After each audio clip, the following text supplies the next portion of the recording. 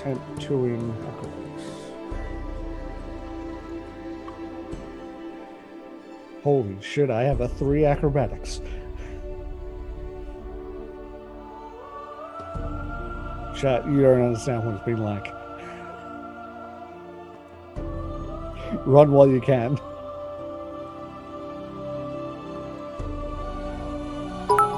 It's not what it looks like. It's not what it looks like. What? Wait, what's he done to me? Wait, I just realized that I've got a blue screen as well. What's he done to me? Okay, nothing. Good. Okay. I was worried for a second. Well, yeah. Hi. How are you? Music volume, apparently. Oh. Some may have called that mood music. Not me, though. It doesn't apply here. But, yeah. Hi. Hi, Tush. How have you been? Hello. Tired. You good? had a busy day fighting people at the supermarket. Now, when you say fighting them, did you get the fisticuffs? No. But I wanted to when I saw someone go out with like 12 bottles of milk. Like 2-liter bottles of milk. This is the thing that happens here in the in New England. I'm sure other places as well. In the wintertime, when people know a storm is coming, like a blizzard's coming, people always go out and buy like a lot of like milk and eggs and bread. And I'm sitting here thinking to myself, if you're gonna be locked in your house for an extended period of time, milk, it's gonna go off. And eggs and bread, they're gonna they're gonna turn. That was the other thing. Yeah, someone else had like an entire cart full of bread, and I'm just like, you can't possibly consume that before it goes off. Yeah, it's funny that you say goes off because that makes me think of like an explosion. Oh well, goes off is sort of how we say expired here. Gotcha. I don't think I've heard you guys say that one before. So, but either way, like it's just dumb. Like, what are you doing? Do you just like? I mean, I don't know, man. Some people are just not the brightest. It's this mentality like I need a whole bunch of shit that's gonna go bad. It's like, why don't you stock up on like Chef Boyardee? Well, you probably should. Well, even so, it's a 6-day. It's a 6-day lockdown. Yep. Like, Jesus. Yep. I was actually really angry that our supermarket didn't have an item limit in play. Like, that's really dumb considering this, like, the they probably situation. Didn't realize that. They're like, oh, people are used to this by now. It's only 6 days. Not a big deal, right? That's putting way too much faith in people. Yeah, that's probably what they were thinking. Like, oh, we don't have to worry about limits. So I do have to confess, here, Brittany actually did do a little bit of hoarding before this all started. She works near a place that they not only are there like a cafe where you could buy like coffee, they also roast beans there. Actually, I just bought Doxy beans from there and had them shipped to her house. But Brittany went and bought 3 or 4 big bags of their whole beans. She's like, in case we can't get them later on, I wanted to make sure that we have delicious coffee in our house. And I was like, because we usually go out and get coffee, you know what I mean? See, that's still not even like remotely as bad as what I saw most, like 90% of the people doing. We've always maintained the same level of toilet paper. The only difference is the last time we had a situation and people couldn't find toilet paper anywhere, we were like, oh, we got it a little low, I guess. But we've always had like here they sell like jumbo packs. That's exactly what happened with us. Is we got to a point we were like, okay, getting a little low, and everywhere's like out of toilet paper. But that was like the worst it got. Yeah, like, exactly. And there's only 3 of us in the house, including a little one. So here they sell like without going to a place like BJ's or like a Sam's Club or whatever it is. The biggest pack you're gonna find is probably like 36 rolls. So we usually have 1 and an open one of those. The open one could anywhere between like 34 rolls in it to like 2 rolls in it. We always have 2 of those packages, 1 full, 1 not full. And we were fine with that. We were like, we're never gonna go through it. Actually, we probably didn't even restock that until like, I don't know, August. You know what I mean? Like, yeah, I don't. There was also another thing that I saw that people stocking up on is bottles of water, like pallets of bottles of water. Again, a weird one to me. I drink like this is tap water. So good. Yeah, I My drink wife tap drinks water bottled as water. well. Like, My wife drinks oh, bottled I water. guess so. Funny Okay. side story. Which probably funny little side story is actually, so we have a house filter here. It's one of the things I've always wanted. It was like a luxury that I've always wanted to have, and by sheer convenience, the house that I purchased actually has a house filter already built into it, so I don't have to do it myself. So the idea is like when the water comes in from the main pipe, it goes through a filter and then it comes out. Yep, And yep. so like everything's filtered water, so you don't have to worry about it. Well, every like year and a half or so, that gets kind of clogged up and you have to like change it out. So Yeah. about like I don't know, 2 months ago, we noticed the water pressure was going down. So finally, like a Uh-oh. month ago, we were like, oh my god, we're stupid. Let's change the water. It was the first time we had to do it, so we were confused. So we changed the water filter, no big deal. Then about a month after that, all of a sudden the water pressure dropped hard and fast again. We're like, what the fuck? And so somebody that lives like right across the street from me is somebody that Brittany knew by coincidence, just by sheer coincidence, when she was younger. So she's texting her and she's like, water pressure, no, but the water's been orange like 4 times this month. Because apparently like there was a construction of the road in the middle of the night one time recently. A water pipe blew. So anyways, there's a whole bunch of water shit being done. So the water went orange multiple times, which is like while they're trying to like clean out stuff that happens. We never saw orange water. Apparently the filter caught all of that sediment and did like a year and a half worth of filtration in 1 month. And I was like, it's a good thing I got like 6 of these. Took the thing off, switched it out again, put it back on. Whoop. So anyways. Oof. Yeah. All right. Well, we should probably yeah. Cool. I'm gonna go melt. It's appropriate. I mean, why?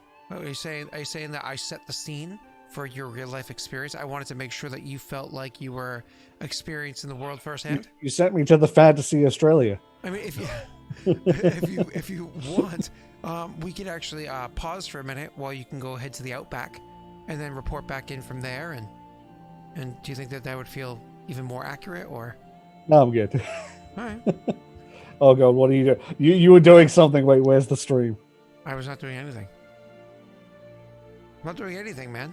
I'm not clicking. It looked like you were doing something with your hands. I'm like, oh god, he's preparing something. Oh. Chat, warn me if he changes my blue screen to something. There's nothing there. Don't worry about it. Oh yeah. All right. Well, I'm in a new land with fuck all ideas of customs and stuff. I'm in trouble. Well, as we described last time. God, what currency do they use? What currency do they use? Souls. I'm just kidding. They don't use souls. That'd be. I'm not just trying to trigger green. So anyways, yeah, you I mean, sure, it's a new land, but it's not like, you know, there's any crazy customs you have to worry about. No, nothing like that. Of course not. So what, sir? The way you say that means I'm in trouble. No, everything's great. Everything's fine. You're perfectly fine. I'm totally not joshing you. So you, sir, are last time you were here, you were actually in the negative energy plane. You more or less get chased down by a big rolling ball of fire. That big rolling ball of fire turned out to be a couple of natives to the fire elemental plane that were actually offering to give you a ride out of there because you were perceived to, well, not belong. So, you were, there we go. There we are.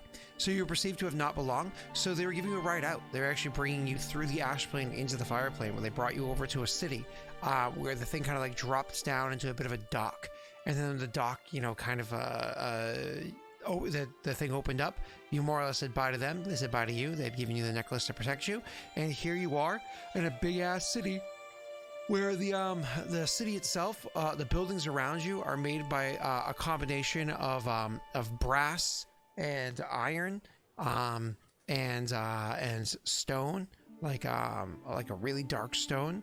The city has a bit of like almost like a bit of a sulfuric smell to it.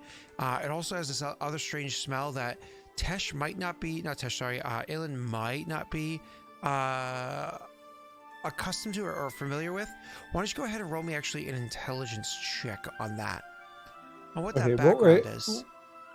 Well, so what was the other smells? I'm going to be doing a perception on this one, right? No, Oh, no, perception, intelligence. yeah. Yeah. What were the other smells then? Just so I can. Yeah, it's almost like a sulfur, and you can smell like iron. Oof. It's like, yeah. So it's with a 6, it's kind of hard to differentiate between. I'm overwhelmed. Between all the different smells. It's kind of like if you were to walk into a men's locker room that also happened to be where a whole bunch of guys are playing D&D in the basement. There's so many smells in there that you really can't differentiate the nuance, right?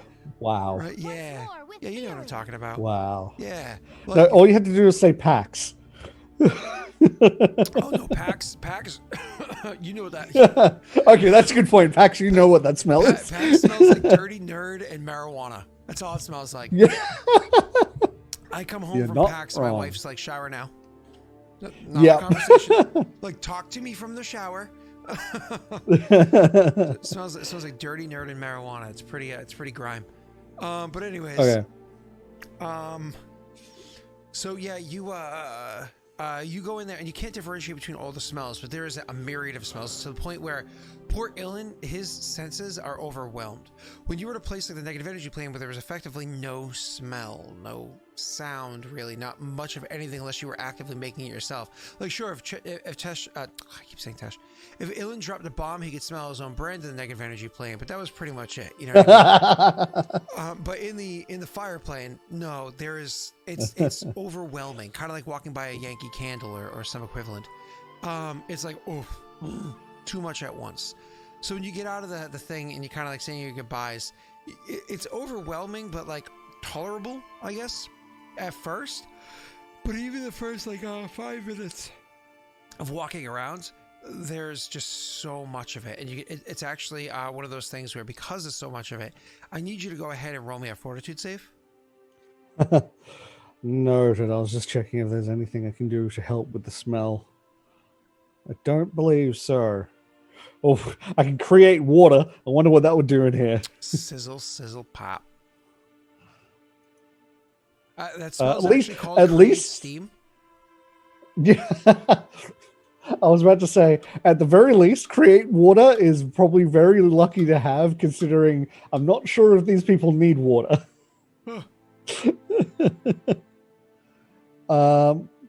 So fort. To properly digest it, they have to they eat it like a meal, like eat ice cubes. Okay, because you have the adaptation. It wasn't a combination between nauseated and sickened. It was a combination between sickened and nothing, and so nothing. You have no condition from just the overwhelming smell. It's just uncomfortable for you. In those first 5 minutes, as you were walking around and not growing accustomed to the smell, but just dealing with it, you can see that where you had happened to be dropped off, you're not familiar with the customs here, as you were saying actually right before we went on stream, or right after we did. But you're not familiar with the customs or whatever here. But it doesn't take much of a fool. And I can read the signs. I think, at least, if they're written in Ignan. It doesn't take much of a fool to realize that the where you are doesn't seem to be like you were dropped off in the middle of some sort of like a public transit docking station. It also doesn't even seem like you were dropped over by anywhere near like a marketplace. As a matter of fact, the way that the individuals seem to be walking in and out of their different spheres that they're using, it gives you the impression that this might be some sort of a military compound that you were dropped off at, which is strange because are there really armies or militaries that exist here?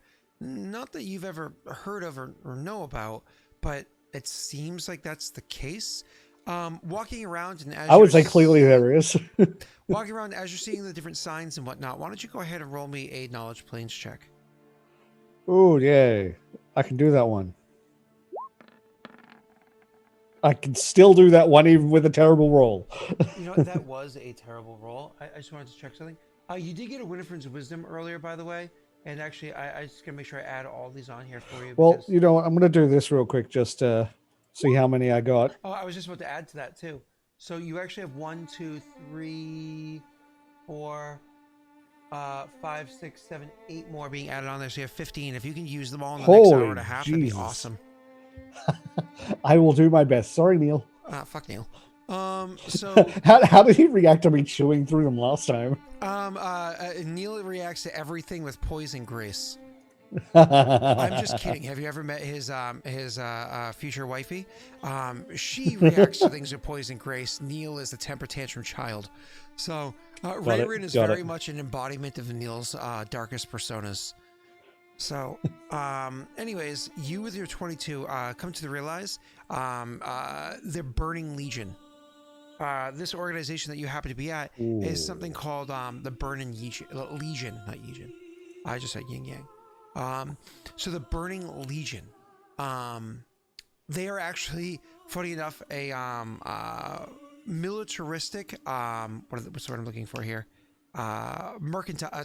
Mercenary. That's what I'm looking for. Mercenary organization. They're mercenaries that are natives to the fire plane that actually have the ability to traverse planes. And they're often hired by other peoples that have ridiculous sums of money to hire them to do various tasks. Okay, so they're mercs, not necessarily like the Fireplanes army sort of thing. Correct. They're like a mercenary group. Now, the fun thing about the mercenary group is they're not actually well known on the material plane. They tend to stick to the inner planes and traveling between those. It's one of those things that's, again, it's knowledge that you happen to have because you happen to have it. Much like all the other planar knowledge Ilen has. It just kind of one day he woke up and was like, oh, I know these things. Matrix style. I know Kung Fu. I know about the Burning Legion. Yeah, exactly. So I can also picture it being literally as he gets off, that's when that like ding goes off and he's like, oh, could have asked so many more questions. Oh well. As he gets off, huh? So anyways, you make your way into like through this complex. Eventually, you've kind of like following the flow and the signs and whatnot. The ground here, of course, as I described beforehand, it's predominantly like a heavy stone that's there. You could imagine like if you dropped an egg on this stone, it would cook very quickly. You know what I mean? Like it'd be burned on the outside while it's cooking the inside. The whole place here is just very, very hot, but it is solid. It's not like you're walking on solid fire or anything like that. Even with the realization of this and what you had seen beforehand on that sphere that you were traveling within, it's not like the sphere itself was solid fire. It just seemed to have that kind of aesthetic to it. Probably was the type of metal or the sorts that the fire was rolling out of. Either way, so you were making your way through this complex and eventually finding your way out of the complex into what you believe is to be the more common area of whatever this city is. While inside there is rather controlled flow of people moving in specific lines, down specific corridors, specific paths, reminds you very much of home, except that for some reason they walk on the wrong side of the path. Like you're not at home, like people walking this way, walking this side, people walking that side, walking that side. It's like visiting another country where they do it wrong. And it just makes you like uncomfortable, but they're doing it. So anyways, when you go out into the primary area, out there, it's actually much more crowded. And I mean like much more crowded. This isn't like Hod Gwen crowded. This is like crowded. Now, you, I believe, grew up in Meshtez, didn't you? Yes. Okay. Yes. So this is something that you, Ilen, out of like the 3 different PCs that are from this campaign, would be accustomed to more than anybody else, because Meshtez is a rather crowded place because the sheer number of slaves that happen to exist there. Did I say slaves? I meant Inclame that happen to exist there. They get traded between locations. Yeah. No. Yeah, they were definitely all in Clemay. Yeah, all of them were in Clemay. Mm-hmm. What? No paperwork? Looks like day one for you. So, in Meshtez, there's a ridiculous number of people, so you're somewhat accustomed to it. But this is more like walking down a corridor in said, what's it called? We're just talking about them. You know, like convention, in said convention. Oh yeah, walking down a corridor in a convention. And with the fact that that's a lot of people, the sheer number of people, I don't mean everybody being flowed in direction, like being let in or let out. No, but yeah. I mean the fact that off to the side, there's just a bunch of people kind of lounging around, having conversation and whatnot. Other people kind of trying to make their way through. And then the same kind of like shoulder to shoulder push through are people trying to have their flow off on the other side. It's like this corridor wasn't designed for you to sit your ass in, get up so other people can walk, but it's kind of has that feel to it where it's just that's very conventions. Yeah, it's very, very, very congested. The roads here seem to have a bit of a curve to them. Like it always seems like everything has is turning the same direction. You don't notice this at first, but you notice as you're making your way along. You do also notice that whereas maybe where Ilen was accustomed to was a degree of zoning existed, where maybe this was where predominantly shops existed, maybe a couple of homes. This is predominantly where homes exist, maybe a couple of shops. Here, everything is completely interwoven. There is no lines drawn between where is a shop and where is a home. So you can be walking by any number of those, right? So it almost comes off as just chaotic to him. To make it even more intense, people here seem to have be kind of high tests, not high tesh. To be kind of high tests, like the number of arguments that you've heard people having, the sheer number. People are passionate. Oh, what? What? How dare you see through my thinly veiled description? So anyways, yeah, you can see that there's a combination of people just like screaming at each other for whatever dispute they're having over whatever it is that they're trading or bartering for.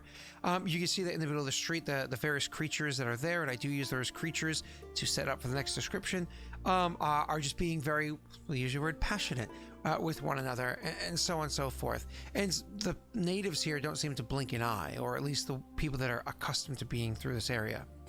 As for the different creatures you see, yeah, you grew up in Paradel. You're accustomed to seeing many different peoples. You know, like the occasional Hafue, Perrin, human, gnomes, hobgoblins, Karuk, of the varying types, and so on and so forth. No dwarves, of course, they totally don't exist. Either way, you've even personally encountered Perrin. Sorry, not Perrin. Lopers before. Like you've actually had an interaction with the whole dead Loper situation, right? So you've seen many different things. Nothing like this. This is like a scene straight out of Hellboy. The sheer number of different creatures that you can't even begin to catalog or understand that you are just walking through here. Now, there are higher volumes of certain creatures over others, like the ones I described beforehand with the eyes and hair that seem to be ablaze. Yeah. A good number of those, but by no means are they the majority. They're just a majority of the minority. You know what I mean? It kind of throws you off at first. It's like you have to keep catching yourself from staring. Like, yeah. Whoa! Wait, don't say. Does she have 4 of them? Arms? Whoa! I'm imagining like straight up. Have you watched any Doctor Who? Whenever they go to like an alien market. Unfortunately, yes. I saw season 1 of the remake and episode 1 of season 2, and the show is not good. Anyway, any one of those like space markets that they go to where it's just filled with like as many costumes as they could grab from other shows and stuff. Oh, that's like when they did the cantina scene in Star Wars.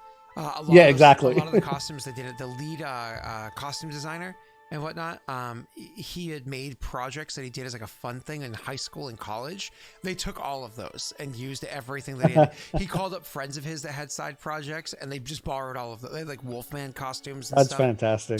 That's just how they pulled it off. So, but anyways, yeah, so absolute lunacy.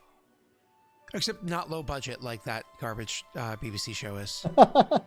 Because that thing honestly has the budget of a 6-year-old doing a fucking backyard show for her parents that are forced to clap. It does get better, but yeah, it's not exactly an insane budget. That and the way that BBC cuts between they jump cut scenes, so like jarring. Like I watch like the Great British Baking Show because my wife loves it. And they just like jump cut scenes like in a way that is intentionally trying to give you like a seizure. It's like somebody's in the middle of saying a sentence and they jump cut to somebody else talking over them where clearly that's not how the flow of conversation happens. They jump cut back to the person being like, and they jump cut to, and I'm like, Jesus, like calm down. You can transition much more smooth than this. Sorry. Do you I watch was the going to Great say British something. I've Baking Show forgotten. too? No. Oh, okay. Probably because they don't get a reward. They make millions and millions of dollars off of producing that show, and nobody wins money, which is pretty terrible. But go ahead. That is actually kind of. Yeah, it's pretty fucking shitty. Yeah. But yeah, Anyway. laureates. So yeah, you are walking throughout this place, and honestly, just kind of like going with the flow of it for a while before you. Go ahead.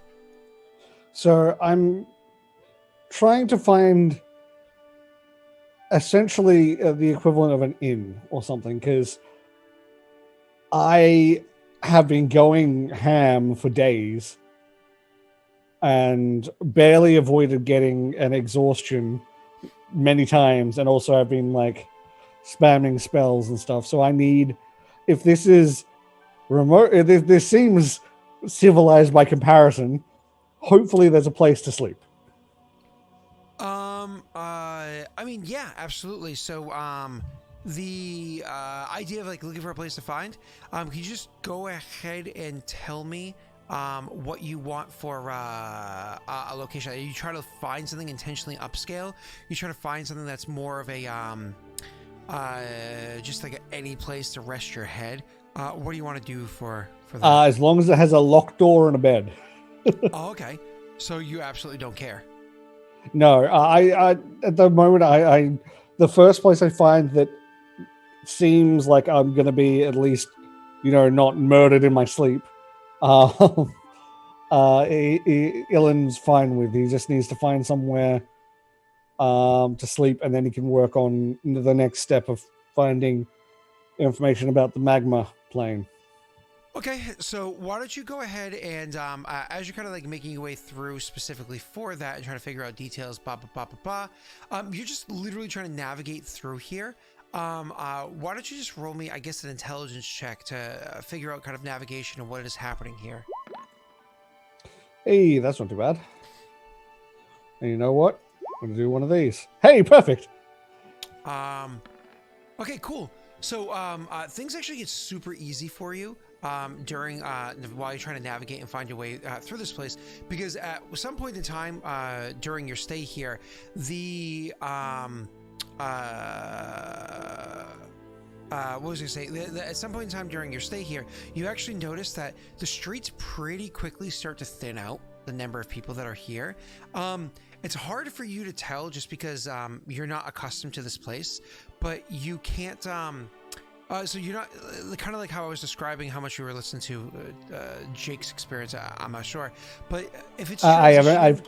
I've kind of been deliberately annexed from what other people are the others are up to, so I don't have that influencing my decisions. Gotcha.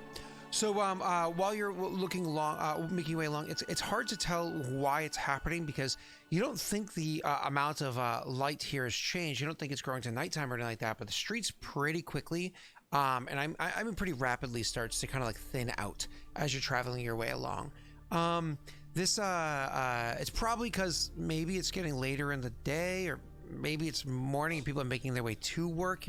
You're not entirely sure, but you know that it's worrying either way. yeah. It's thinning out pretty intensely. But this actually ends up opening up the streets to the point where you can freely move. I mean, you could even elbows wide without even chancing brushing somebody. Even at points in time, being able to hold your arms completely open wide and not brushing into anybody. So you could actually pick up the pace by which you're walking to try to find what it is you're looking for.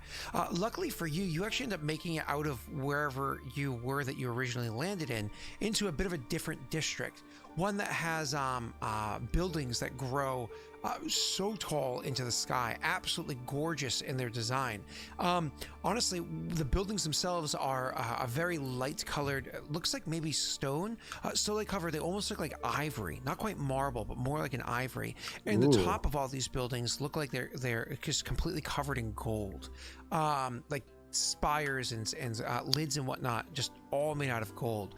Even walking by the buildings themselves, some of the filigree or design on the side of the ivory looking stone is actually looks like it's made out of gold. It's really, really nice.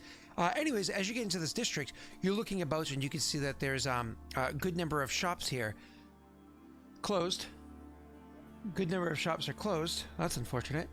All right, well, let's just see if I can find a location That's worrying. to get to. Yeah. So, I mean, at one point in time, I imagine you try to brush up your Ignan. Yeah, Ignan. Do you speak Ignan specifically? Yes, Ignan I specifically. I thought so, yeah. So you brush up your Ignan and you walk up to somebody like...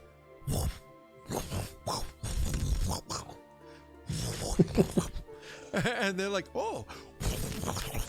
No, so you try to ask I imagine it's probably more like, because like the way I've described it before, he just sort of does it without even realizing it. It'd be almost like he'd go to talk normally and Ignan would come out, sort of thing. So you would, so this, right? And the person you kind of approached and asked this question to, you can get an impression very quickly that they seem almost annoyed that you're speaking to them, and they just kind of like gesture off in a direction, and they're just like there. And then they turn and like very hastily walk away from where you are. It's kind of like, it's kind of rude, but okay. And you continue making your way until finally, after asking like 2 more people, you're able to navigate your way to that rather grand looking place. I mentioned white stone with golden highlights before. This place is golden with bits of white coming through, where it almost seems like the white backdrop to whatever amount of gold is making this place is the highlight, right? It is absolutely stunning looking. And so you're walking up towards it. As you're doing so, as you're walking towards it, you notice something happening around and overhead.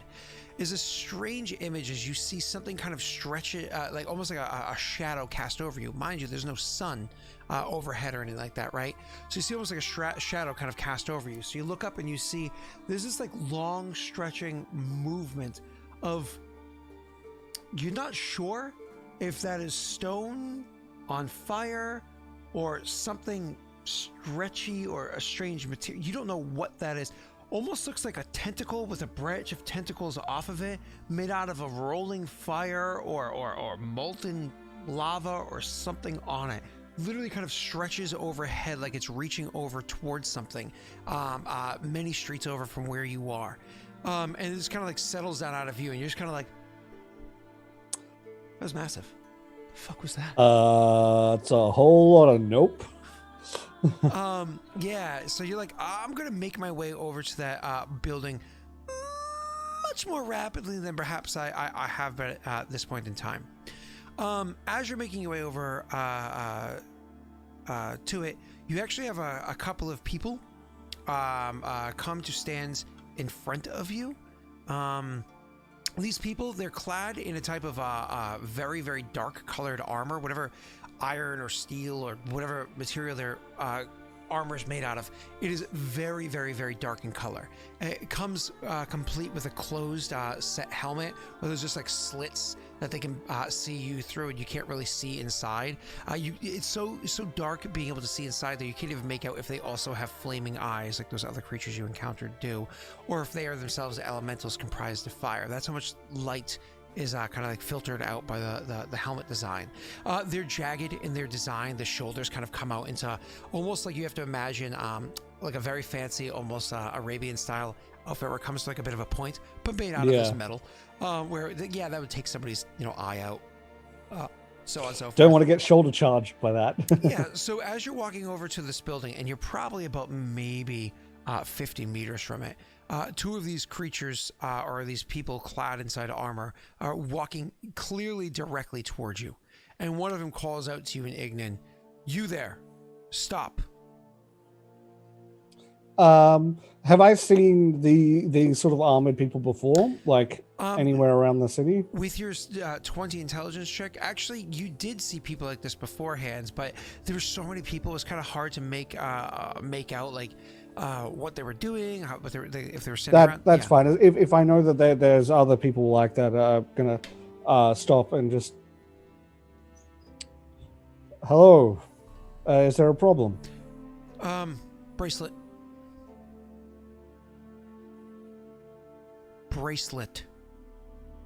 I'm gonna show my wrists, like. You show that you actually don't have any bracelets. Now, here's a question. Because your arms are in the state that they are, And you Well, never that would be actually, wrapped. yeah, you never Yeah. actually had any form of markings on your wrists before because you only wore cuffs for what, a day or 3 or whatever it was in your backstory. Yeah. Yeah. So anyway, you have your arms wrapped. So you present your arms, and one of them looks at you and says, "Do you think we're stupid? Do you think you could hide it?" I don't know what you're talking about. I'm sorry. One of the people walks up to you, drawing from his side a sword. The sword itself is comprised of the same kind of metal that his armor seems to be comprised of, and he says, "You will speak openly, you will speak honestly, or you will lose one of those. Now, show us your bracelet." Are you talking about the gem that he's gonna just show the gem that he was given? I don't have any other jewelry or of any kind. One of the guard that took out the sword looks at the other one and says, "He's playing ignorant." And the other one looks back and nods and says, "Yep, we've got another one. All right." I'm new here. I don't have any information about what this bracelet you're talking about is. If you explain it to me, I might be able to help. The guard that doesn't have the sword out says, "New here. We've never heard this before, of course." And the guard that does have the sword out kind of, places a hand on your shoulder from behind. I'm going to lower the goggles and show the blue the light flame. Yep. I am new here. The guard that doesn't have the sword out says, "Fancy. I wonder how much somebody paid for that." And again, the one with his hand on his shoulder is pushing you over towards a nearby. You're like, "It's 50 meters that way."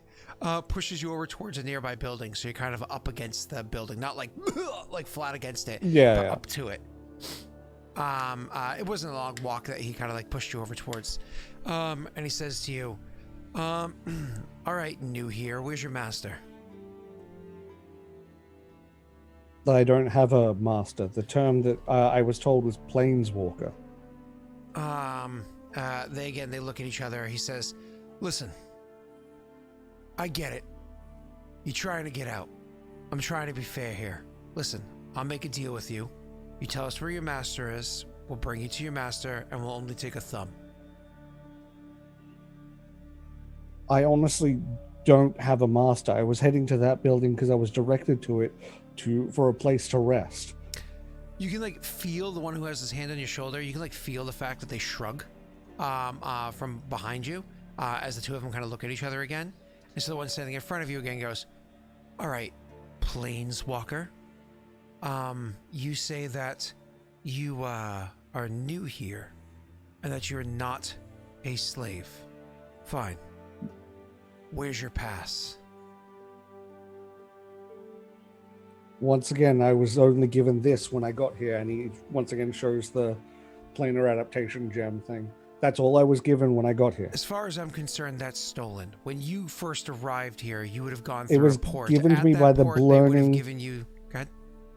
It was given to me by the Burning Legion. He actually, with that, the other guy takes his hand off, like it doesn't quite take it off of your shoulder, but like turns your shoulder and like turns you so you're like 90-degree turn so you can see both of them. And he says, "What?" The Burning Legion found me on another plane in the middle of a battlefield. They got me out of the battlefield because I wasn't a part of that fight. That's how I got here. Diplomacy check. Yep. And this one I'm going to use my Winifred's on. It's a +5, baby boy. I needed the +5. And you know what? Just in case, I'm going to do that as well because this is yes. So when you say that, they kind of like look at each other, and one of them says, they kind of look at each other, they have a conversation. "You think he's lying?" "I don't know. It actually could be true." He looks back at you and says, "There may have been a misunderstanding. Can I see that charm?" Yes, but it has to remain in contact with my skin. And I'll like hold it over and show it as best I can while it's still in contact. I'll like move a bit of my bandage aside so it's on my skin. Yep. And with a result of 30, they don't charge that at all. They say, "Of course, understand."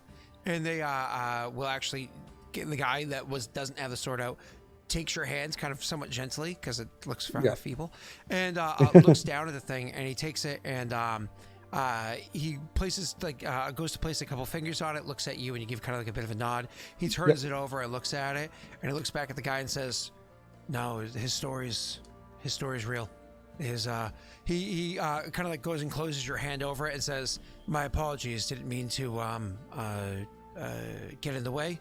The Burden Legion, of course, has a degree of respect here. You said you're new." Yes. I had no idea about the need to get a pass. Can you help me get one?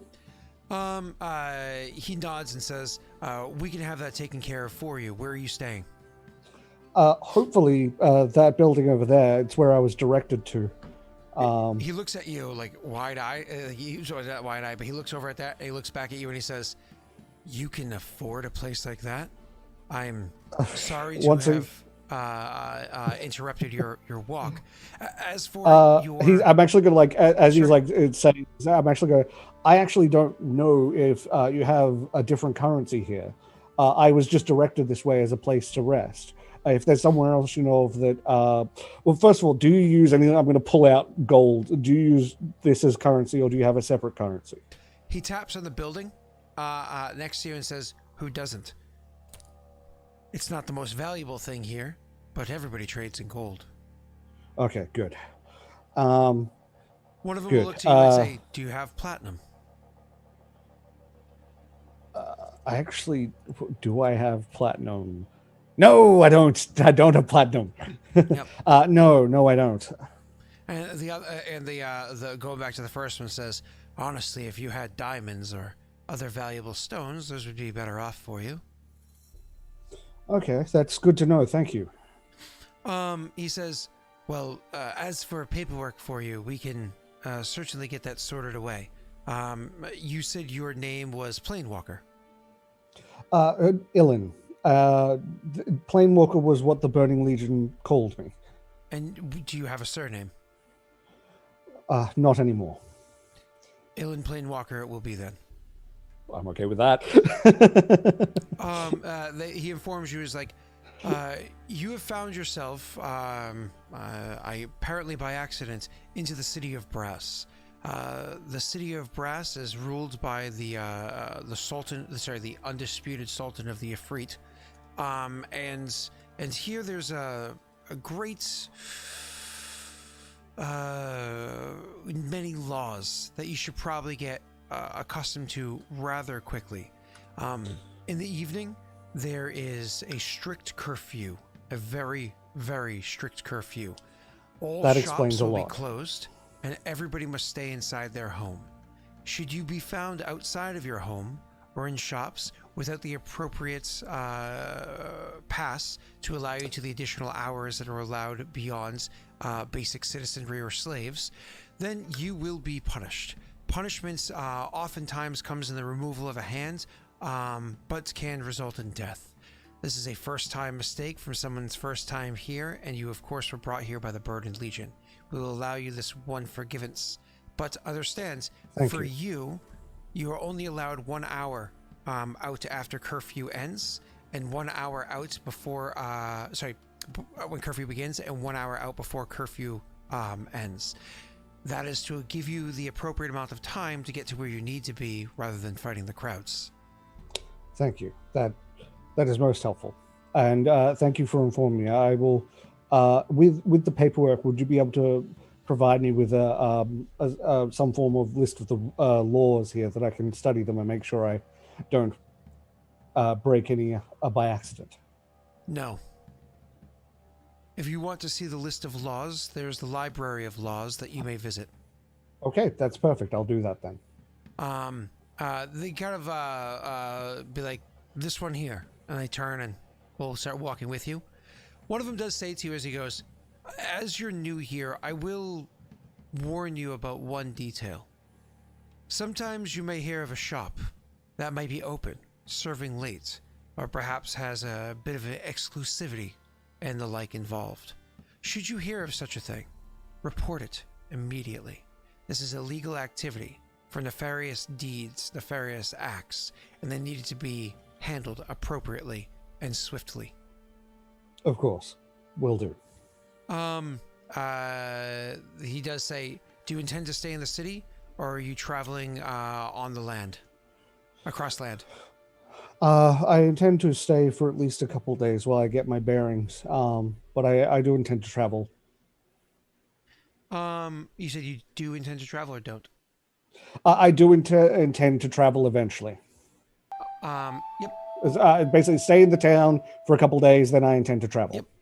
They say, if you are going to be traveling outside of the walls of the city, understands the city is a safe haven compared to what's out there.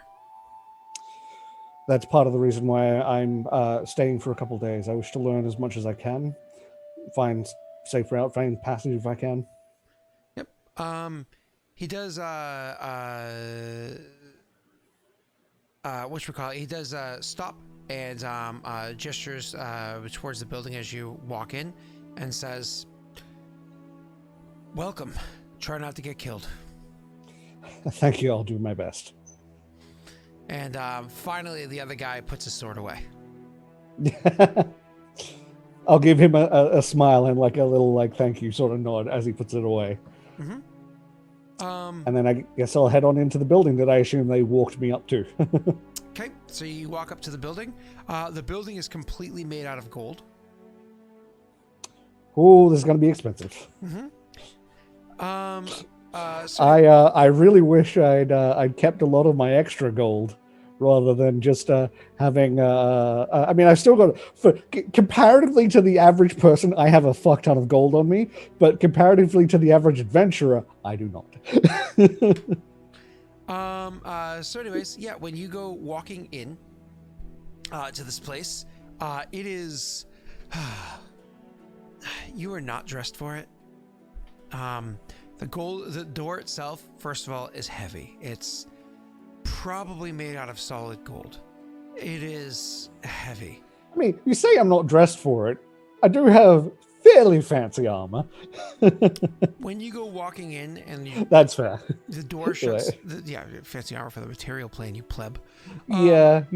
I was like looking again. I'm like, maybe not. When the door shuts behind you, the entire place inside, it's half illuminated by the actual illumination and other half illuminated by the sheer amount of light reflecting off of the gold interior walls and the chandeliers that hang overhead that are comprised of a myriad of different colored stones, giving it this incredible golden hue to like the lighting that you have inside there, as well as like a couple of other sparkles of light that kind of dance off the ceiling, putting on what honestly would be a mesmerizing display if it wasn't for the fact that you clearly can't just sit up there and at least not right now can't sit there and stare. When you first walk in, it's a large open area that leads up towards some stairs, double stairs that lead up, as well as a bunch of open doorways that lead off into chambers this way and that. One of the things that kind of stands out for you is there is a thin layer of smoke there's a thin layer of smoke that exists over in the main chamber, like I just described you walking in, but that thin layer is coming from the various rooms that I just described being off there with the open doorways as having kind of thick clouds of smoke rolling out of them.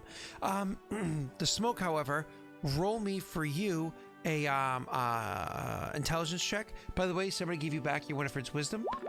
Yay, thank you. Oh. You roll garbage with all your intelligence. Not one of them. I know most of my intelligence checks, unless I stack the dice against it. Do you want to luck that at all? No, I don't think that's. It'd be cool to succeed this, but it's not like a key thing, I think. Cool. Okay. So one of the things that you can get, so because the DC for you is different from others, all I can get for you, and I can't help you differentiate, is there's a myriad of smells here, very different from outside. Most of the smells from outside are, thank God, gone. But unfortunately, your nose is so worn down by what you've been experiencing for so long. New smells. Yeah, you can't really pick up the nuanced differences here because it's so blasted from before. It's different, and that's all I know. Well, that's not true. You actually can pick up the smell of tobacco. Like that's the one the smell that comes out, and not just any, because I don't know if you know this, tobacco actually smells great. Like the actual tobacco smells fantastic. It smells sweet.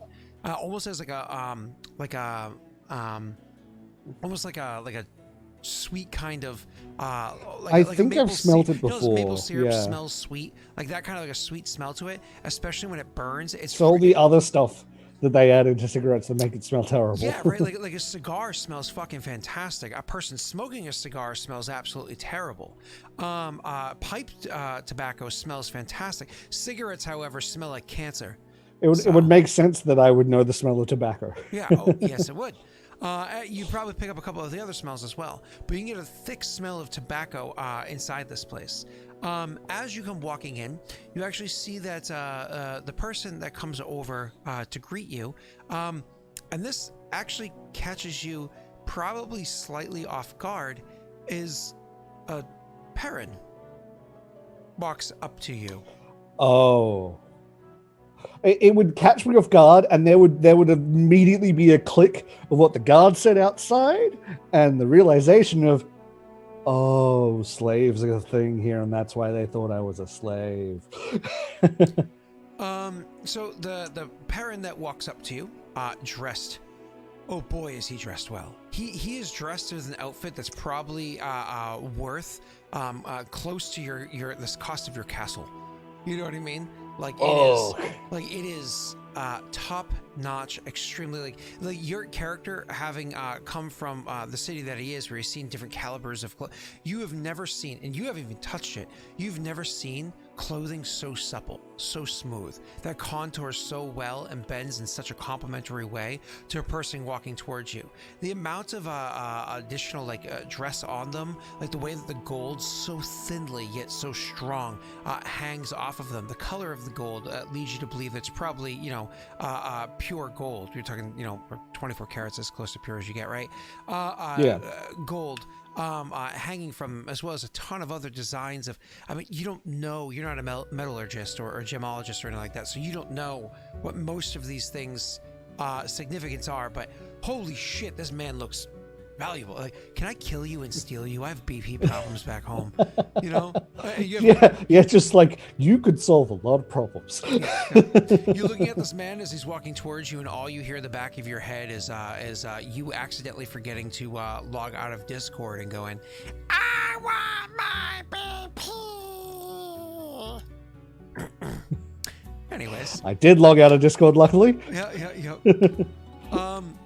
So anyways, as the person walks towards you, again, their display, the bottom of the outfit ends in almost like a gown. You know what I mean? Like it hugs down to the below the hips, but upper thighs, kind of like what you'd imagine some dresses do, right? But again, it's on a guy, and it goes down into almost like a gown down below. The top of it, which has sleeves that come into like long, pointed off sleeves, much like you see in a lot of Asian styles, will have, and even the collar sits up high. On the dress, and it sits high and broad, kind of like you imagine Doctor Strange's does so. Adorned on them is just a whole bunch of different beautiful materials. Anyways, they walk up towards you, and they look to you, and after judging you for a moment, they ask, "Do you speak Ignan?" In Ignan. Yes, I do. You're coming in rather late. Did you have trouble coming in? I was confronted by some guards, but once I explained it, they were happy to leave me here. They give you kind of a deadpan look. Your story doesn't make sense. What? They don't say that. You can see like they're looking at you confused. Everything's fine. You explained it.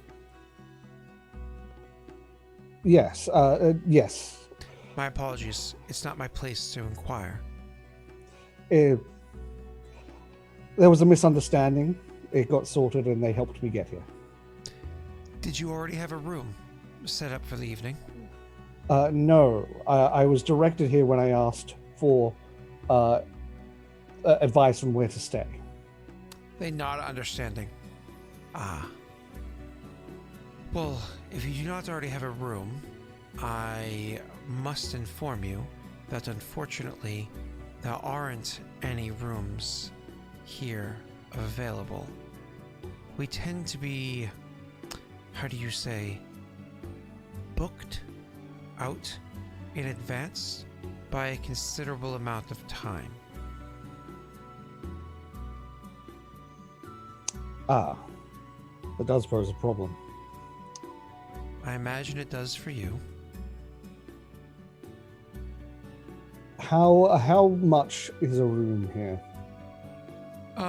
They look at you and say, too much. I'm gonna pull out like the bag and just shake it because it's 500 gold is a lot of gold. Just it's so funny humor that me. he's like, oh yeah, shink, shink, shink. It's all about the Benjamins, baby. And No, I just when you humor me. hear the clink, when there's the clinking inside, they say, oh, my apologies. You have a sack of platinum. not exactly. I will say this. We do not take people in off of the streets because they can't handle their own responsibilities. There are no rooms available, and clearly you cannot afford one. If you are looking to spend some time, perhaps you can try your luck. There is a gambling room that's probably more set towards your caliber. If you're fortunate, perhaps you can do well enough to stay here long enough to outlast the curfew. If you are not, then more than likely you'll find yourself back on the streets and poor. Shall I show you to the tables?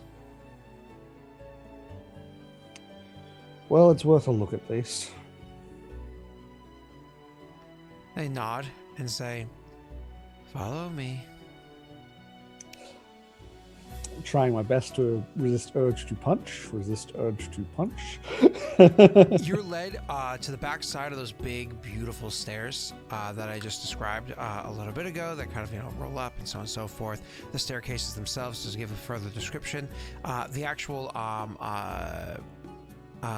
what is it called? Arm that runs up there. It's made out of that same almost like stone-like material, which now that you're walk by and you kind of like run a finger alongside of it, you won't lie, it does kind of remind you of like an ivory. Like it at the very least, it comes off as being like a bone. You know what I mean? Whatever this material is. That is weird. And the actual like spokes or like the part that's beneath the guardrail and above the steps going up, that happens to be there. That has this. It's made out of gold as well as many of the other things. That comes off in almost like a leaf-like pattern, which is really cool. It's genuinely beautiful. The gold here isn't just plain yellow gold like you would typically find. It's actually a combination of like yellow, white, rose, green, so on and so forth. But it's pretty obviously gold because they all have the same kind of glint that come off of them, same kind of like reflection of lights that come off of them. Either way, when you make your way to the back side of the stairs, it's apparently behind where those two stairs are, there's a stairwell that leads down. It's still ornate, still beautiful, don't get me wrong, but far less so than the ones you just saw. And they lead you down the stairs, one slow step at a time. And when you go down below, there's another corridor down there, still very well designed, so on and so forth, but again, far lesser than before. And down here, the smoke is much thicker. It's been a while since you've been in a room that's been more or less fishbowled, so it takes you a couple moments to get used to it. Roll me an intelligence check, sir. Oh no, am I getting high? What? I don't see the result. It didn't show up on stream? I still see a 6, so you have to give me like let's give it a 15, 14. Oh. That's why I was like, when you were like, I still see a 6, I'm like, about that. Do you want to look at that? Listen, you gotta burn through these before Neil gets here. Okay, you have to use all the luck. Do you want to luck die that luck die? No. So you can I? Moving on. So if you want to spend 3 more luck, you can re-roll 1 by spending a 4th. No, I'm not going to do that. So you what's the word I'm looking for? So you walk down there once again. It's just, oh, you should be able to identify what it is, but it's just so thick down here that it's hard. I also haven't slept properly in a while, so I imagine that's not helping. Yeah, no, not at all. And so when you make your way down there, you can see that there's a bunch of rooms in here that also lead off with the smoke kind of like pluming in, and the smoke in those rooms are much higher as well. They stop you shortly after you make a few steps at the bottom of the stairs, and they say, what is your game of choice? Do you prefer your hand with cards? Do you prefer your hand with dice? Do you prefer your hand with combats? Or do you prefer Hashakhala? So, firstly, what was that last one? I didn't recognize that word. Hashakhala. It's a gamble of your soul. Oh, okay. No, not that one. Are you combat. sure you aren't from here? Your soul is actually something that might be considered a little valued to those that run the events. Yes, but unfortunately, I know all too well about what can happen if that goes wrong. So, very well then. Combat, though, that is interesting. I had intended to do the games of chance. But can I see this combat? I'll show you where the betting pool is, and then please find your way about from here. And they will walk several doors down and gesture to the side and say, walk to the far wall. There you will find those that are willing to take your bets and see how things play out. Thank you. They nod, and they as you walk by, you can hear them walking slowly and gracefully back across the hall to head upstairs. When you go into the room, you can see that this room itself is designed almost like a stadium seating, where there's but more like an amphitheater, right?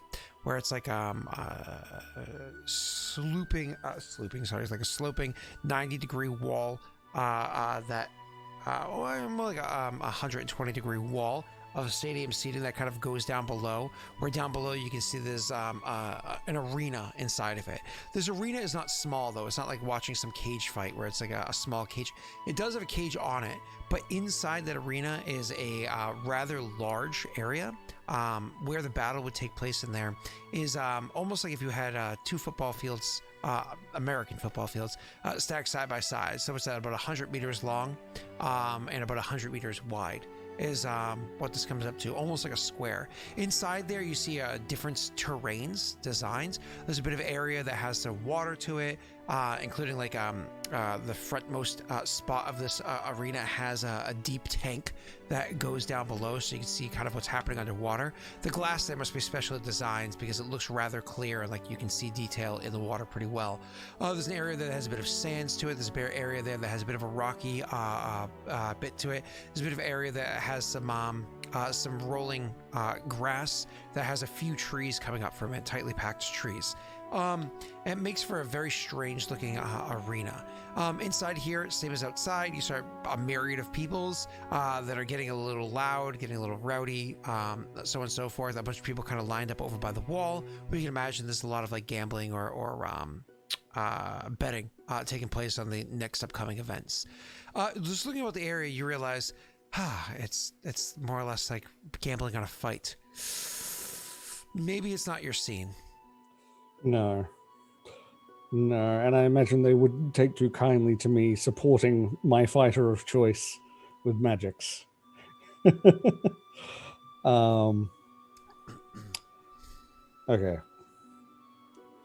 I guess it's what the fighters that are fighting. My mind has gone entirely blank. Did you describe any of not the anyone actual people, doing just combat? the arena. Nope. Okay, so thought so. Are you curious of the people? I want to know if it's slaves or people fighting. You look about and you can actually see there's a listing over not that wall where the actual betting takes place. There's a different wall. There's a whole bunch of like different details set up on the wall. Imagine like if you're at an airport and it has like the tick tick tick tick tick tick tick tick tick thing where it like spins, or my apologies, I said airport. Airports are pretty all digital now. Out in Boston, I think they're switching to digital, but they still have like over at the train hubs over there, the old stations where it literally is like things kind of like flip in place to show. So it's like that, but you can imagine what it is on the other side of the wall. Somebody probably lines up what's meant to be on there, and then they kind of like rotate the individuals. Yeah. So anyways, it's like one of those kind of setups over there where people are kind of like the different names.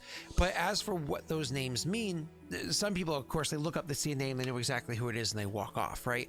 But for you, there's actually over there, there's different areas where you can actually find information about the different fighters. So you can go over and just kind of like walking up to the book and quickly leafing through it, which, by the way, the book itself is designed in such a way that as you leaf through it, the words actually are all written inside different languages, depending on which fighter it's in reference to. But they will all transition to your most comfortable language, which for you is... probably Perrin. It's not, but that's okay. It changes to a language you can read, no problem. Oh, so, I like that. Okay. And so you can actually read all of it. Like as you turn the page, you see it kind of like transitioning, and you can read it absolutely no problem. And you learn very quickly. There are a good number of slave fighters here because one of the things that it'll show is it doesn't showcase the name of the slaves so much as because like this, if the fighter is like has a lot of successes, it'll showcase the big name on there. It'll be like in big bold print, like the name of the slave, with the smaller print, the name of the owner.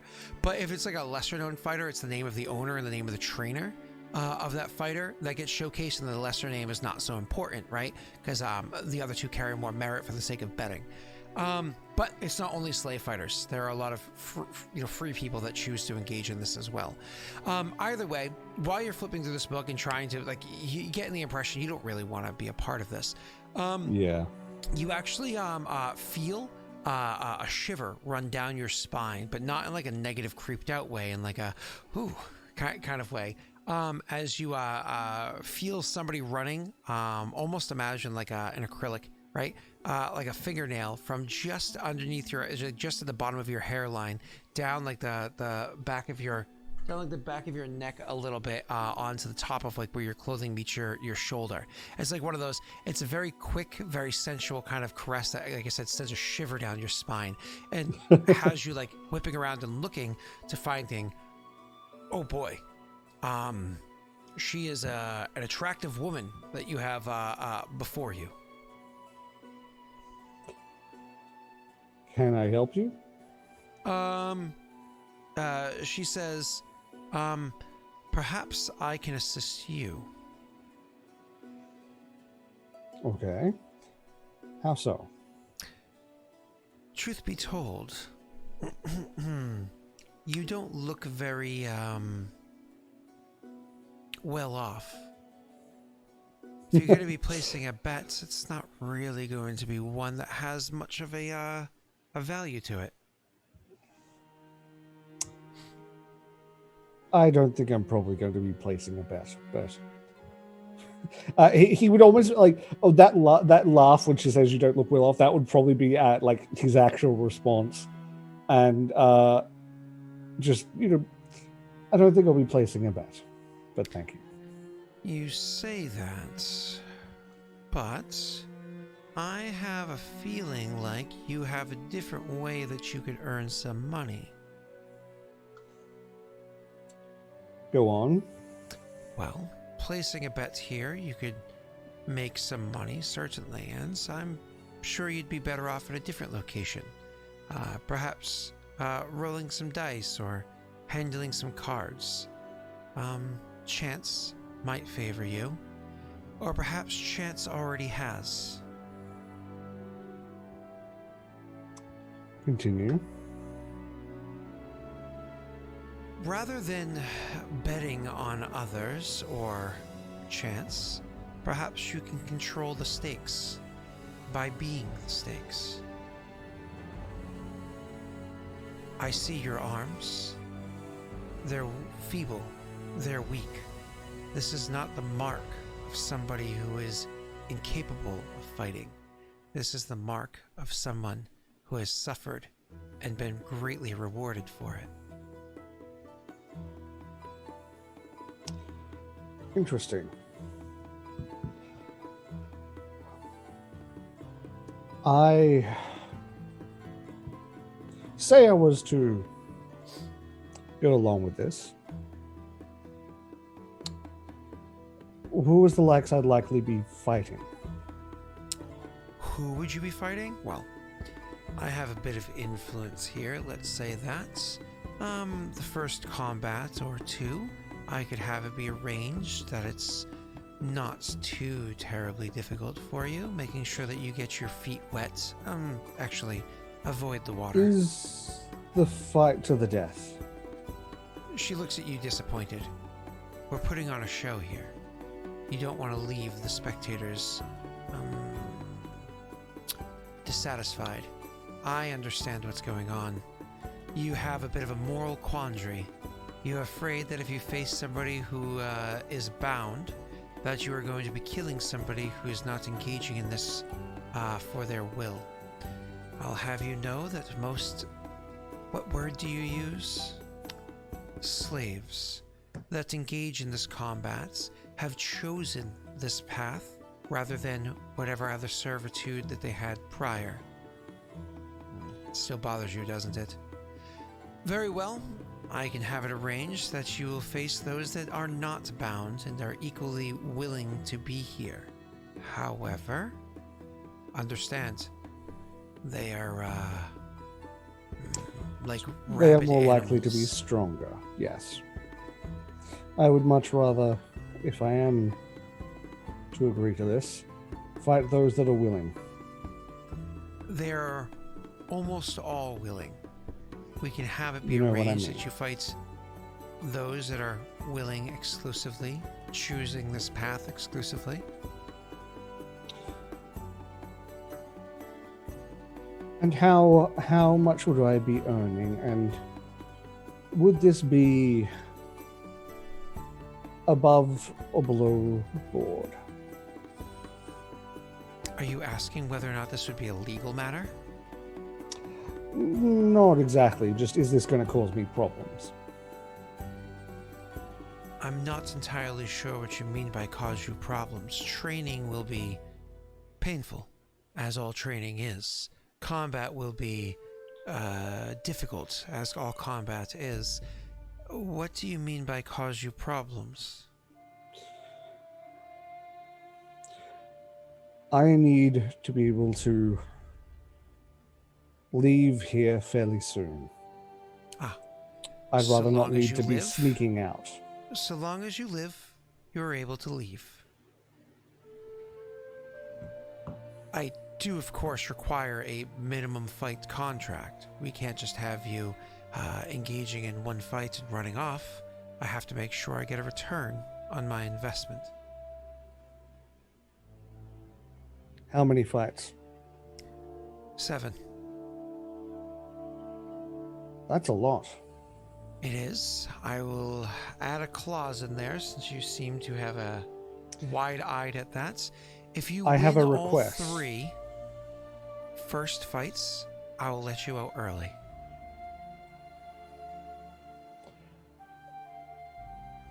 How would I... You say survive, but if I lose a fight, I thought it was to the death. Well, it is, but your earnings can be used to buy certain safeguards. Okay. And if I was to do this, I have a request that could be maybe in exchange for some of my winnings. I need to travel through the magma plane. Oh, I am looking for someone who can help me do that. I am able to do that for you. In fact, I actually know someone that could get you through there rather quickly. Your attempting to head to the Earth plane, the Earthen plane. Eventually the ooze plane, but yes, Earth plane is the next safer step. I could actually do that for you with relative ease, but you are making additional askings. I will be willing to work within your requests here.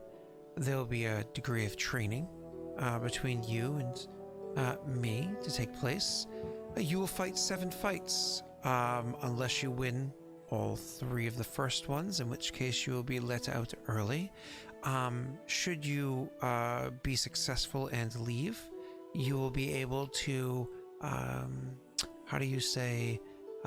traverse from here to the far side of the magma plane with ease, without interrupt, without being spoiled.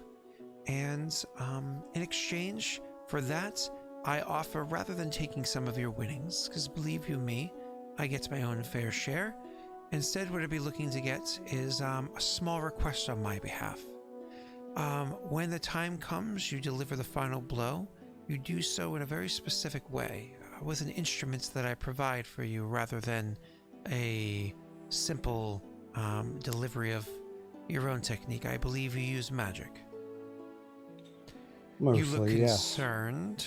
I would have you know, it's simply a dagger. I'm gonna sense motive that. Go ahead. Oh, that was almost a 20. It was a 20, but different 20. That is what Doxy calls a dirty 20, which I've Dirty 20, yeah. which I've never heard called that before. One moment. I'm getting a lot of worrying alarms. All right, I'm just gonna /GM roll. Okay, good.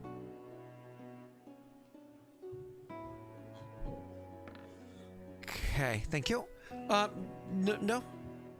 you're good. It's a dagger.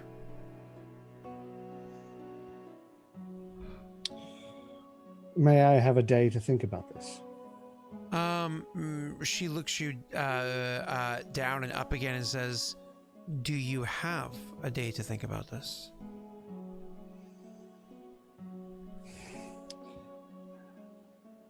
Well, I assume I can be in this building as long as I'm gambling. You can, but do you want a chance being... How familiar are you with... And she names several different games, none of which you've heard of. I'm just gonna... Nope. She very much knows. She goes, "You'd be going in there relying completely on beginner's luck, and more than likely the house is going to strip you of literally everything and leave you naked on the streets. You're not from here. I imagine you have some sort of incantation or charm defending you from the heat of the outside." I do. You would not be too happy if that is what you ended up having to gamble away, would you? You could definitely say that, insinuating that I'd likely be dead. I suggest we get things underway for your own benefit, of course. We don't want a chance me losing the opportunity to work with you. Fuck.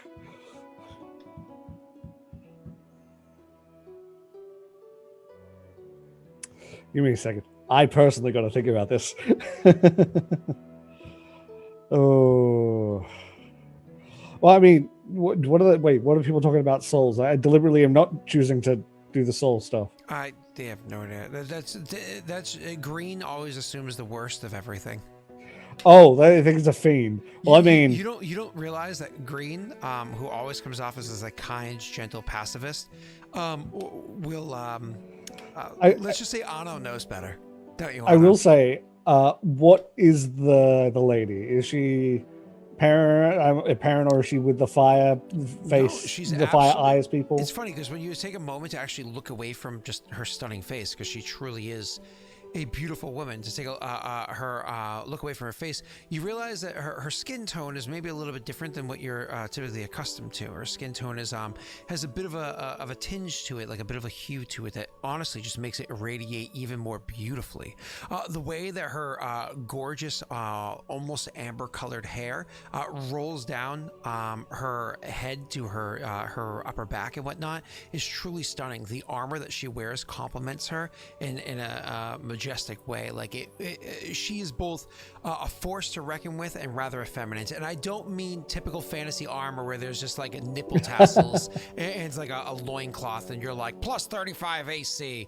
She's wearing actual armor, but actual armor that's designed in such a way that it truly complements her femininity while still being very protective. But the thing that really catches your attention when you look past her eyes and her ears that have a bit of a shape to them that's one that you're not accustomed to. It has a bit of a point, but it doesn't come to a typical like straight back point like you associate with elves. It's more of like a round up to a point, like you were more accustomed to, say, like a hobbit sort of a situation, right?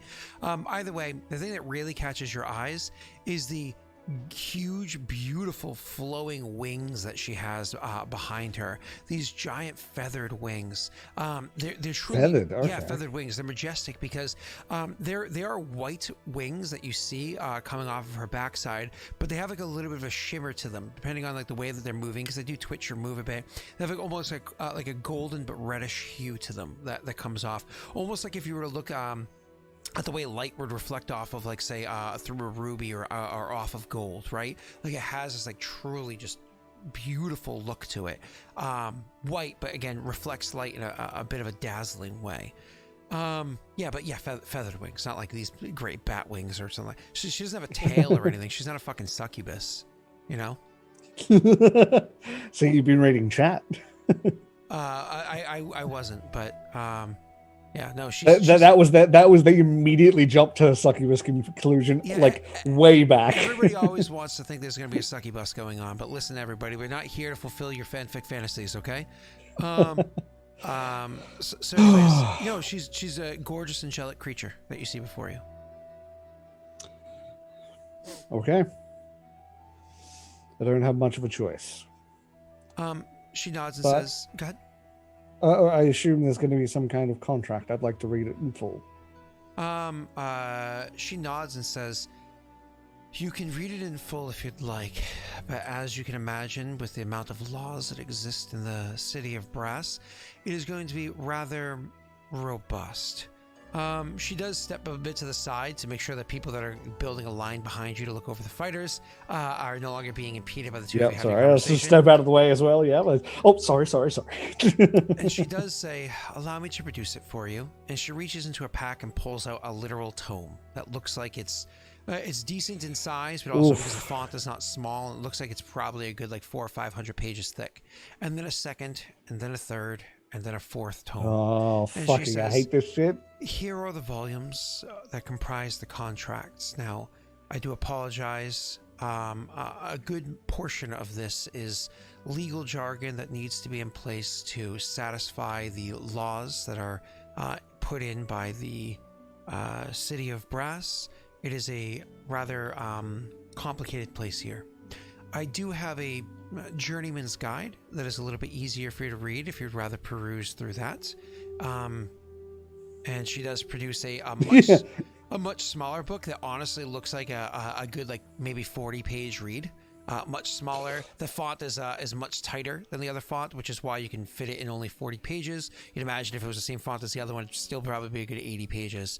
But she says, "This will be a much quicker read for you, and as long as you're with me in reading this, nobody in the house is going to question the fact that you are spending time doing this. You're not at jeopardy of being cast aside." Oh, it might be time to buckle in for the long haul, because I think I'm reading the big one. Oh, that is like, I'm not going to sign a contract without knowing everything that's in it, knowing what I know. Mm-hmm. And I don't have any spells to help me read through it faster. I don't think. I only have discern lies, which I can't even cast right now because I haven't slept.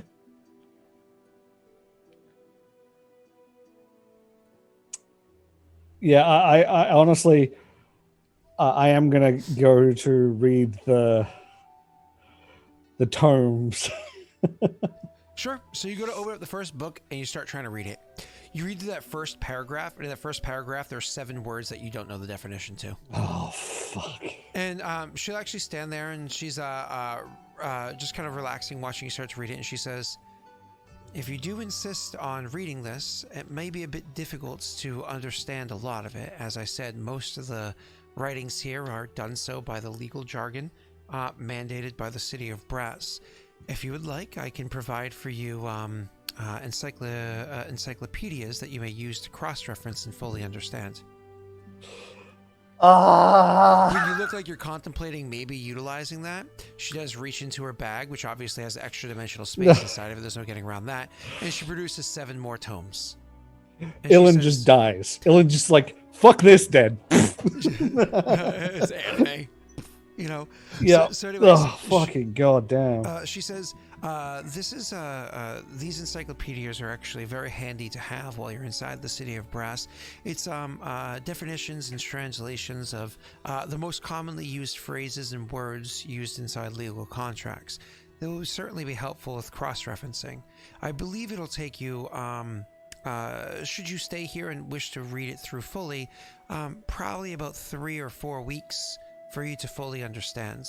Understands, again, you're welcome to spend the time to do so, and nobody will interfere with your doing this, but you are not allowed to sleep here on the gambling floor, so if you are capable of staying awake the entire time, you're welcome to spend the entire time doing this research.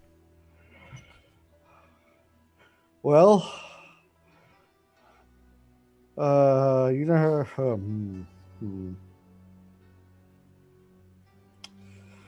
You know what? This is me talking to myself, not talking to her. I think I've had enough of all of this, but this is a way I can make sure I'm here till the end of curfew. Sure. So as long as I could just keep studying till curfew's done. Okay. So you're like, okay. You're like, let me go as long as I can. I need 2 things from you. A will save, because you're fucking tired and this is boring as shit. Well, I was also gonna like put a bear's endurance on me, just to stay awake. Actually, how long does that last? It's a wisdom. It's not a constitution. It's a wisdom. Hey, fun fact. It's only 1 minute a level anyway. Don't worry. Fun fact, that wouldn't work. This might surprise you, but when I was a kid, I used to get in trouble a lot. I have a Winifred's, don't I? You do, yeah. I'm gonna do it on this one just to make sure I can stay awake because this is important. Sure. I'm glad I did that because I'm now going to also do a roll luck. Okay. So that's 19. 19 total. So you're able to stay awake pretty well. I need now from you an intelligence check. We're only at 3. Why would you say that? Hey. Wow. Or 6 times that. Are you happy with your 21, or do you want to modify that too? What am I? How many do I have? 12. Fuck it. I need to 24. I need to get out of here, and I need my rolls to be high so I can do that. I hate you, and I'll explain why in a second. So fun fact, when I was a kid, I used to get in trouble a lot. So I used to get grounded a lot because, mind you, I live and die by a phrase that advice my mom gave me when I was a kid. Hey, Scott, if you're gonna be an ass, at least be a smart ass. You know what I mean? And so I've been a smart ass pretty much my whole life. Anyways, it always got me in trouble. So since I was grounded pretty often to my room, sometimes I would spend, because we didn't have cell phones or anything like that, and easily they could just take your TV from your room because they're small enough to pick up and walk out, and so on and so forth. I used to have a little one. It was about a 7-inch screen, black and white. Anyways, so I would often find myself in trouble. So at some points in time, like I was allowed to read. That was the entertainment I was allowed. So some points in time, I would actually literally bring the dictionary in there and just for funsies, read the dictionary. Yeah, that's how bored I was. And at other points in time, I actually brought the Bible in there and read, at that point in time in my life, most of the Bible. I'll tell you right now, I would fall asleep so hard, so fast reading such boring texts. You know what I mean? Like the Bible is great stories, but it's like written in the most boring way possible. Yeah, it's written pretty badly. It's like when you witness a very exciting event, but you had your most boring friends retell the story. You know what I mean? Like it's like yeah. Ugh. So yeah, that's why you need the will save, because holy shit, that was boring. Luckily for you, I set the DC not crazy high. Having the 19 kept you awake. Now, also luckily for you, with that fucking 24 intelligence check, sir. In the reading of this, you start reading the important legal jargon, so on and so forth. The fact that, you know, you are bound to her for the sake of your training and the winnings and some of the cuts and stuff like that. And you honestly don't understand a lot of the math that's involved in this, but by contract, she would have to explain to you the minutia details if you asked about the way the earnings would work should you get that far. But most importantly, like a good 2/3 into the nighttime that you're reading this, you come across an important passage. It's actually literally written far enough down in there that if you were translating this slower or less thoroughly, you probably would have overlooked an important detail. Ooh. By choosing to spend an amount of time reading this contract, you are actually agreeing to a small portion of the contract, wherein by choosing to read a portion of this, like by a specific period of time or more, you're agreeing to at least one fight, wherein she can choose to take all winnings from your engagement in it, lest she says otherwise prior to you getting into the ring. It's literally one of those things where you're like, holy fuck, by trying to pull the bullshit that I'm trying to pull right now, I literally could be bound by a contract to still engage in a fight, even though I might straight up tell her, no, I am not engaging into a fight. Holy shit. Unless, of course, you utter a very specific phrase, wherein at the time that you choose to not agree to this, if you say this very specific phrase, then she, by law, and is bound to not hold you to that aspect of it. Oh, I'm so glad I lucked that, and I'm so glad I rolled high. I set the DC at 22 for that one. Oh, I'm so glad I lucked that. Yeah. Yep. Mm-hmm. Oh, and again, that's one of those things where she's able to get away with that kind of bullshit because you're inside the city of brass. And the laws of the city that's of what brass. I'm getting here, which is why I went with this as long as I did, because I partly I wanted to see whether this was legal, not legal, if this was common. When she started pulling out the books and talking about how people were just going to be okay with that, I was like, oh, it's this kind of place. So anyways, with your 24, you're able to discern that that is what you're able to opt out of. You can't fully understand the whole I'm sorry, but like you're cross-referencing so many times. That's fine. You get maybe halfway through the first book. It's just in that second 100 pages of that first book that it has that written inside there. And it's so funny too, because it's one of those things where it's written in there almost as like a footnote, but obviously you're like, I need to understand this because this seemed a little off. And that's how you were able to blah blah blah.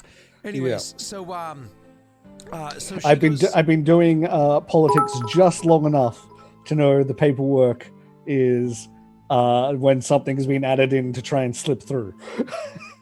Exactly. You spend enough time at Raerin to know when he's trying to slip some bullshit in your anus. So it's Raerin, that went somewhere I did not expect. Yeah, I know. Like the first time it happened to you, and still you're like, bad Raerin, bad. What the hell? And moving on. Anyways, one of the things is One of the things that you also are able to realize, and this is pretty much it, is that there's no minimum or maximum contract that's bound to you. She's actually able to make any contract that she deems necessary based off what the two of you agree upon. And then literally as like the morning's rolling up, as like time for you to leave is passing, you could literally close the book. But you honestly get caught in one final detail that you find interesting, is that she doesn't need to keep you here for training. Training doesn't need to happen here. She could actually bring you to wherever she likes or wherever you agree upon if it happens in open discussion. If it doesn't happen in open discussion, it can be wherever she likes to have the training take place. And the training is done through methods that she sees fit, so long as you are returned here to engage in the battles in a fit fighting condition. She can't like injure you or kill you or anything like that, because that would breach the contract. So on and so forth. So anyways, you're kind of like coming to this realization. You're like, as you continue reading, either way, you kind of like come to the realization with the number of people that are kind of like filtering out of here, that, you know, so many minutes ago, hey, that it's probably safe to go. It's up. I can, so what I'm going to do is I'm going to close the book, stand up and just say, look, go, I assume she's nearby. Yep, she never left for being very, maybe side conversations or whatever it is. Nice try. And then I'm going to utter the phrase. So as you say nice, literally as you're saying the word try, she will interrupt your saying the word try and say, I want you to understand something before you go on any further. That your traversing of this plane to your plane of destination is one that certainly can be made rather difficult. So I don't know if you're aware of this or not, but there are many denizens that exist between here and there that would be rather interested in having a meeting with you. I, of course, would love to uphold my bargain, as we've had a gentleman's agreement of thus far, prior to your actual signing of it, of making sure that you have safe and free passage. He's been consumed by the ether. Of my heart. That you can have safe and free passage. I really got to figure out that situation. Safe and free passage between here and there, so that you are comfortable, so that you arrive where it is that you need to. I'm gonna look like I'm about to like continue the conversation, and I'm just gonna say the phrase. Okay. You say the phrase. As you get like the first 3 words into it, she will just stand up fully, turn to you, wait until you're done saying the phrase, because she cannot interrupt you, as you read in the contract, because if she did, she could be punished for it. You finish the appropriate phrase. This is actually very easy. I just need a DC 10 charisma check from you to make sure you pronounce it correctly, and that you said all the words correctly, that you obviously committed to memory with your DC 22 intelligence check. This is where there we go. Hey, charisma's easy for you. You know what I mean? Yeah. You had like a well, you say that I can still roll like a 1. I did say charisma check though, and you guys did not accept that's natural right, yeah. ones being auto failures. So let's see, if you rolled a natty 1 with a +5, you still have a 25% chance of succeeding. So you were good. Either way, so she stands there. You say the phrase correctly, and she says, "And so you are unbound from any dealings that may have been done outside of your understanding. Outside of your initial understanding. I do not mean to play any games in this matter. These are the laws of the City of Brass. Shall we continue with our previous arrangement?" I thank you for giving me a crash course in these laws. It has been most enlightening. She nods. I may be back, but for now, I am going to depart. But thank you. You'll be back. Time will tell. I legitimately, the second I said I may be back, I knew that you were going to go into that song. So anyways, you say I may be back, and she nods and says, "Then I wish you a safe voyage between here and there." I'm just gonna just, I mean, I know, but I'm still just gonna do one of these. Sure. Oh, She does not come off as being threatening. She's genuinely offering you like a safe voyage while you're out there. She says, not like double-edged. doesn't seem that way. She says, Oh, okay. I wish you a safe voyage while you're out there. Knowledge is hard to come by, and nothing, of course, is free. And she will collect the books one at a time. Oof, that's got it. Yep. She collects the books one at a time, as you will say whatever departing words or nod or whatever it is that you do. When you turn to leave, she says, "Oh." She grabs a small book that has the 40 pages to it, and she says, "Feel free to bring this with you in case you do wish to return. You may simply sign on the last page of this, and if you are accessible, I will come and collect you to bring you to your training."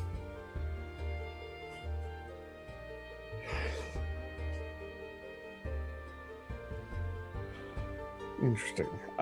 This is me out of character, just trying to think, because that might be a useful Trump get out of jail free, like if I'm like about to die or something. But also having the book might be its own contract. You can ask her that. Flat out ask her. I can't. That's. I mean, roll a knowledge planes check for a second.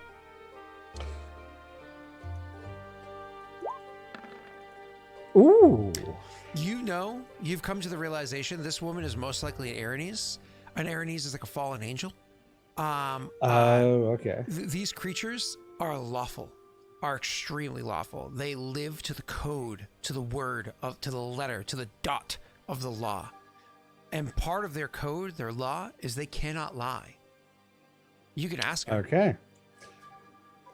Does my taking this put me in any other kind of contract in any kind, or is it entirely binding free to take this and sign it at a later date? The closest thing to a binding that I will say that offers to you is it leaves our contract open as opposed to having a new one written. But moreover, it does give me a means of finding you should I need to for the sake of your signing it. Information that, and of course, only cannot if be... I signed it, right? She thinks for a moment and says, I could track you should I need to outside of that. However, I have many more things on my plate than to follow a single mortal soul. I'm not interested in you beyond the confines of this contract, and the information of your whereabouts belongs to me. And me alone. And that will not be traded to someone else? It cannot be traded to someone else. Okay. In that case, I will take it with me. She nods and says, to our future dealings, lest you die of old age first. There will be. Ilen would actually give that laugh and just he wouldn't have any sort of malice to her. Just sort of. Well, we'll see. Give a little sort of like nod and head out. Okay, and he walks out. Meta, she can't trade that by law. She can't trade that information. Doesn't mean somebody can't take it from her. Oh. Nice. That's okay. I knew taking it as a risk, as long as it's not as big as a risk as like taking it is a binding. It's just something that might be useful down the line if, I never know. You never know what's useful in D&D. I can't believe you got that 22. So upset. You've consistently rolled so poorly on intelligence checks. I know, and then I got that one. Or something like that, right? So yeah. Upset that you got a 22. I was like, come on, he's not going to get this. I got this boy by the boys. Nope. Contract book. You almost had me. Almost. And now your character has not just fatigue, has the exhausted condition. Oh, yeah, that's fair. Let me tag that in because I don't have Shield of Faith or Magic Vestment. Where is it? So funny thing about Aranese is they're actually warriors. They're actually extremely powerful warriors. of the of devils. Like they're not like little peons by any stretch of the imagination. Not that they're like the Oh yeah, greatest of devils. You know what I mean? They're would have wanted to I tried to get this across. I don't know if I got it across. I would have been wanting to be respectful because it was almost like a I respect the hustle almost sort of thing. Like, okay, you nearly got me. Sort of that sort of attitude, opposed to sort of anger at her trying to trick me, sort of thing. gotcha. I'm learning that it's kind of the nature of this place, sort of thing. Gotcha. I mean, it makes sense because it's the city that you're in. The fact that she happens to, her contract doesn't have to be so plainly written because it's the laws of the city she's able to bury it inside of is just kind of convenience for her. What? Wonder why? Moving on. So you make your way back into the city proper itself. What's your I would plan want from to head here? out I would want to head out the where I found where I met the two guards before, just to see if they're still there. They're not. They're not. As a matter of fact, Are there any guards around? I mean, the Illuminated are not. They are about, but their job is to patrol the city. So they are about. They're doing their various tasks. I would also check with the front desk of that place to see if the paperwork arrived for me. Sure. So you make your way up there, and you see the same Perrin there that was there beforehand, and that Perrin is actually standing there. And as you kind of like go walking up towards them or whatever, my apologies, my brain's not working. As you're walking up to them and asking them like what like, oh, is there something that's here for me? They look at you and they say, and they don't look tired or exhausted or anything like that at all, and they say, something was dropped off for you. Yes. Perfect. May I have it? It Did you spend the evening speaking to the lady and then not engage in a contract with her?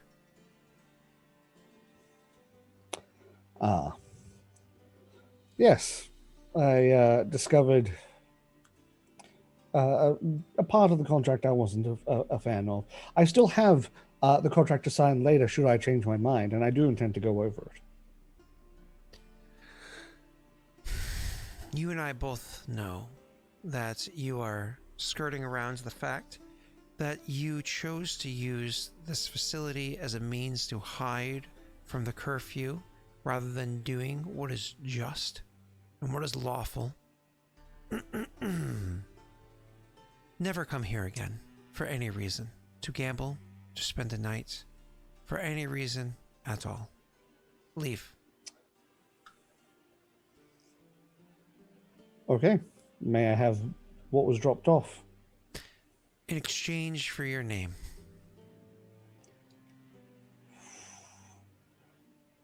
Ilen. They hand you the contract and say, I'll make sure the appropriate wards are put in place. Ilen.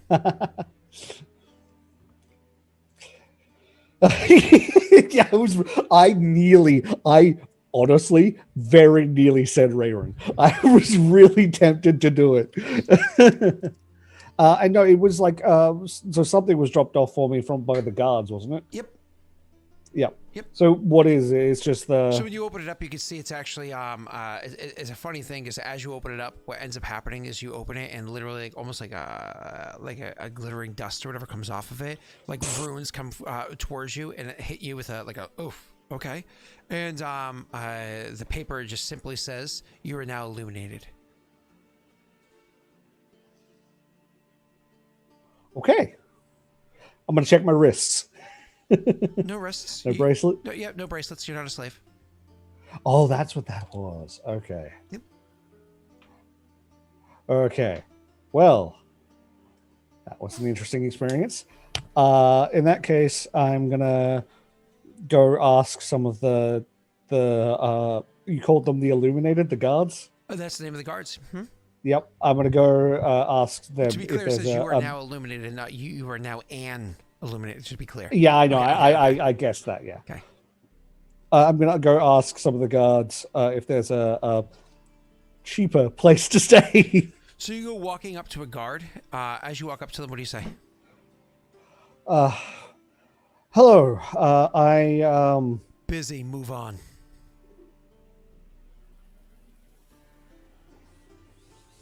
Okay. In that case, trying to think what the best method would be. Like, oh, okay. Being taken by the wave of people.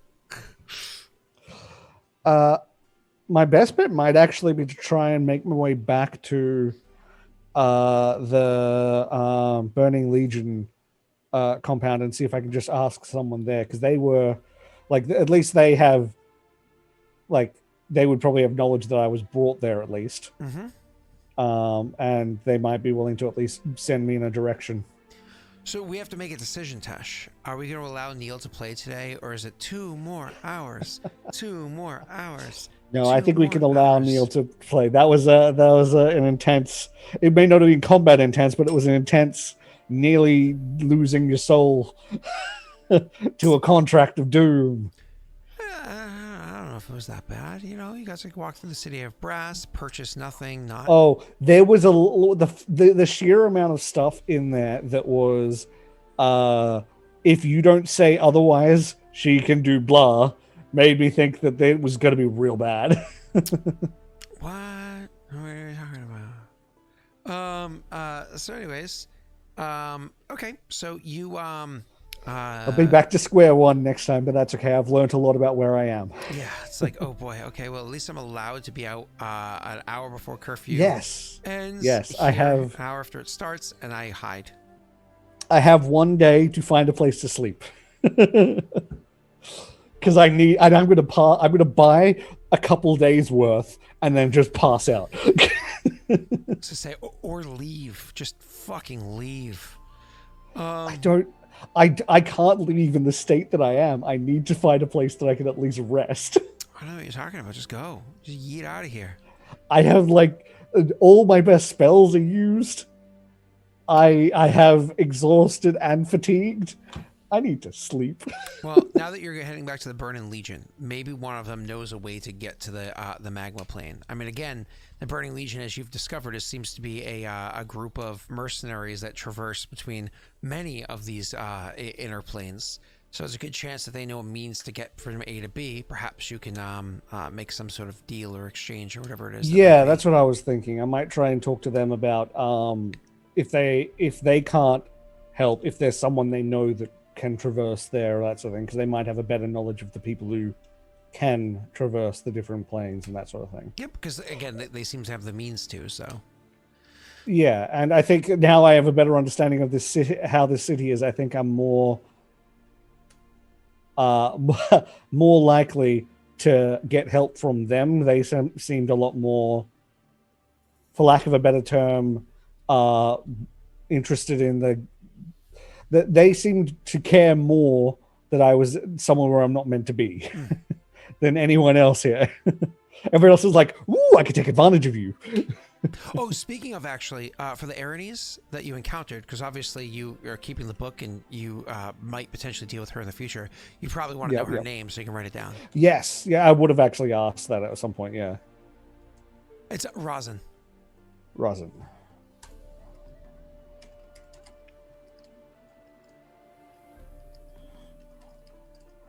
I just put Erity's contract lady, although I assume she owned the building, which is part of what that last part was about. Awesome. So you, with that, why don't we have you finish out? You can get the fuck out of here. Maybe go get some sleep because it's getting pretty late out there. What time is it for Tesh? Yeah, it's 12:30, so it's getting there. Gonna have a bit of a wind down, then a sleep. I come from the place down under. For you, Tesh, it is just after midnight. It's nothing crazy. I'm gonna have some ice water first because it is melting. Gotcha. Why don't you just come to America where we all have air conditioning because we don't care about the environment? Look, Canada maybe. Well, then America, like, when you get your shit together, maybe. Yeah, don't worry about it. Our current president is just going to pull all of our troops out of rapid pull our troops out of areas that should have the troops removed, but in a slow and steady format, just to make sure that 5 days before another president takes over, they're fucked. And national security is terrible. Can I just say one of the funniest things that happened here is our right wing government got in again for a second term, right? Yeah. That was bad. But what was hilarious is they weren't expecting to. So they like put forward like massive amounts of like military spending debt ready to like lay it onto the next administration. Mm-hmm. And now they're just like, fuck. Yeah, oh, actually, this happened a while ago. I think I remember you telling me this. Yeah. Yeah, it's so good. Yeah, that's so funny. Well, I don't know. This is, let's not get into it. All right. Everybody see you in a few minutes when we come back with somebody who's less awesome. Bye, chat. Bye. I left Neil with far too many luck dice. I apologize. Oh, really quickly, roll me a luck check. Just roll all the luck dice. Yeah, just roll all the luck dice. No, right? What? You can't? No. Why not? I got you. Let's see. Here we go. Oh god. What's he doing? Oh shit! I rolled the wrong one. Damn it! I don't have it. Never mind. It's a joke I can't do because I don't have any prepared. Daddy dice. All right. Bye, everybody. Bye. Where's the button I want to click? It's right here. There you go. Bye. See you in a couple minutes. Bye.